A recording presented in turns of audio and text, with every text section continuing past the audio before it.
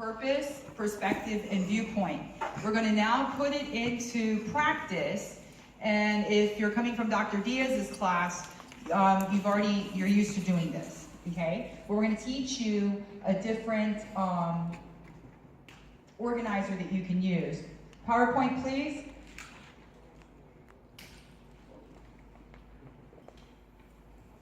PowerPoint, please. Technical difficulties. Okay, so here we go. We're starting today after we've completed our first week with our norms, all right? And I just want to go over some of them that we've come up with. Number one, we come to cohort on time and have our materials ready by the bell. Okay, as time's going on, we're getting more and more organized. As you can see, it's working faster.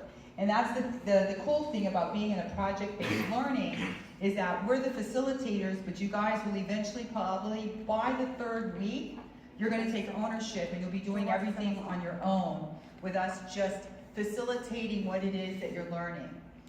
The next thing, we are to participate and show interest even if we aren't at that particular time. And the reason why we added this one is because there's so many different sections to this PBL. And you might get into one small group, or you might have a bell ringer that maybe you're not interested in at that point in time. But you need to pay attention because all of it, if you've noticed, it all joins together. Yeah. We're all going over different things that in the end will connect for you to do all your projects, your artifacts. The next is we ask questions that will support our success. All right, so when you're about to ask a question, don't be afraid. There's no question that should not be asked. Ask any question that comes to your mind. But just make sure that you're not making a statement into a question that could be considered bullying or criticizing. Because the one thing about a cohort is that for it to be successful, we have to be supportive of each other. And we've already practiced in English class how to be positively critical, okay? So always remember that you might have something that you want to tell someone they could do better, but always end it with a woohoo! This you did really well. Yes, Carson? Can you explain what a cohort is? Yes. A cohort is exactly what you are. And that first day, when we went over what the PBL was going to be about, all right, we started using different terms. A cohort is a group of students that you start out with on day one and you finish graduation with at the end. So when you start college and university, whatever that freshman class is, it could be anywhere from 12 students to 15,000. You're considered a cohort depending on what pathway. So here at Glencliff, we have academies. All right, how many of you are in culinary? All right, that's one pathway. How many are in the medical? All right, do I have anybody from EUP? Okay, what about FABI, the business? Okay, so each one I've mentioned, that is your cohort. You follow each other through classes, you learn the same thing, and then you do your certifications, all in the same thing. You are your own cohort. And what we've done for this PBL, the project-based learning, is that we've combined all of the academies to work on different projects at the same time. You're each going to complete something that's within your academy, but then it'll come together as a school. All right? So does that make a little more sense about cohort? Yeah. Okay. So the next thing is we show respect by being quiet when someone or others are sharing. Now, I realize that sometimes in us teachers, and this is the reason why we added it, wasn't so much for you. We noticed us three, that first couple of days, while you guys were talking, we were busy discussing. And that wasn't us really showing the respect you deserve. So in order for us to have that mutual respect, if you've noticed, we've stopped talking to each other while you guys are working or sharing. All right, because we want you to see us as facilitators doing the same expectations that we expect of you. All right, the next thing is we actively listen and respond as an active cohort member. All right, actively listen, Mr. Webb had already covered, but I'm gonna let him cover it again. On what an active listener, what are the skills you need to use? Thank you. Don't want to take anything for granted. Who can tell me what whole body listening is? Anyone? Take a stab. Well, I don't know what it Yes. Either that or loud enough. Introduce yourself. I'm pretty loud enough after this. I think what it means is you don't just like just listen or like put like stare at your papers. Like you actually have to like follow the person's movements, like their eye contact, through like follow what they're doing, like actually listen, pay Good. attention. Good. It's just a gift. Keep talking for a second. All right. Am I listening to this gentleman? Go ahead, keep talking. I don't know what else to say.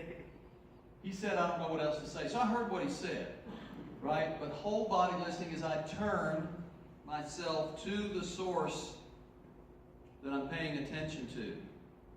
I engage with my eyes, not just my ears, with my body, right?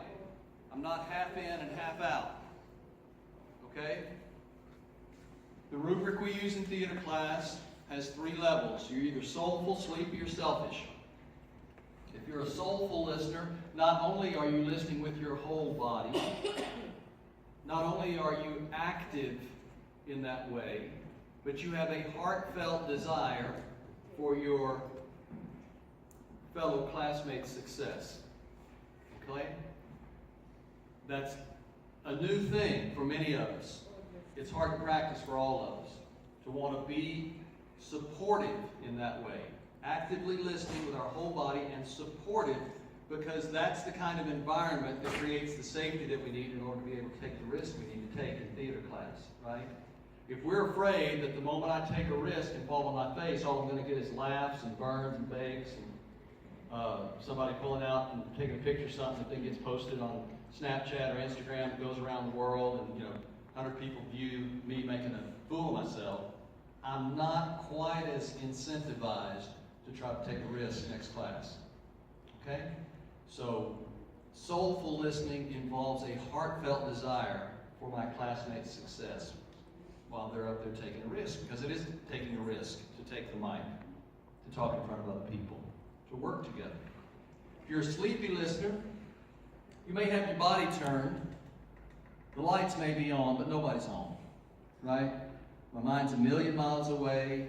I'm thinking about anything but what's happening right here.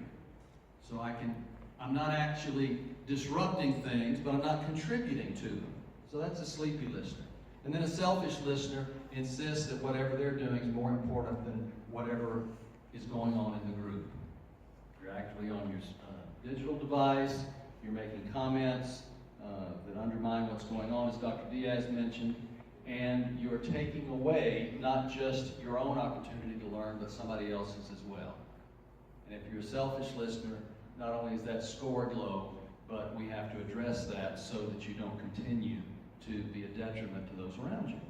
So what we want is everybody to be soulful listeners. Thank you. Thank you. That was excellent. So the next thing that we want to talk about is that you will be present for all tasks and expectations.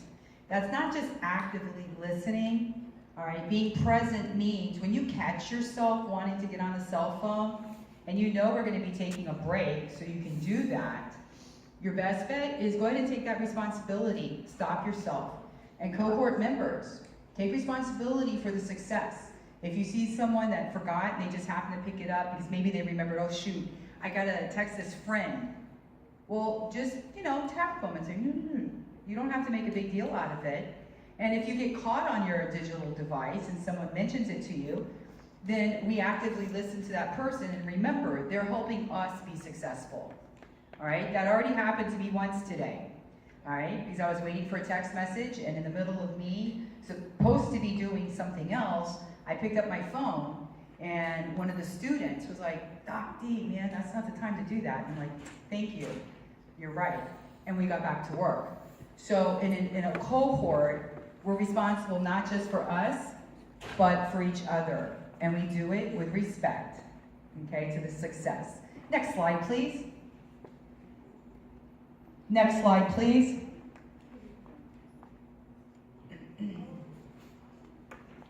Danny, next slide, please. I'm just going to do it from here in case we have another technical difficulty. All right, so for every single class, you have objectives and standards to meet. So since we're covering actually 6 different courses in this PBL, each week these will be changing, okay? And this week into next Monday, all right, at the end, you should be able to show mastery and success in being able to do these 3 things: creating and or reading and answering questions in every way there is. Orally, written, okay, multiple choice questions, all right?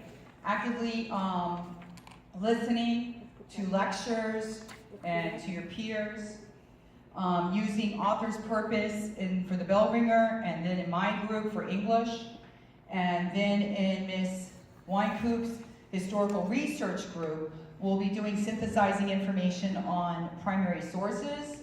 And then in the theater group for Mr. Webb will be the character plot and development of our play.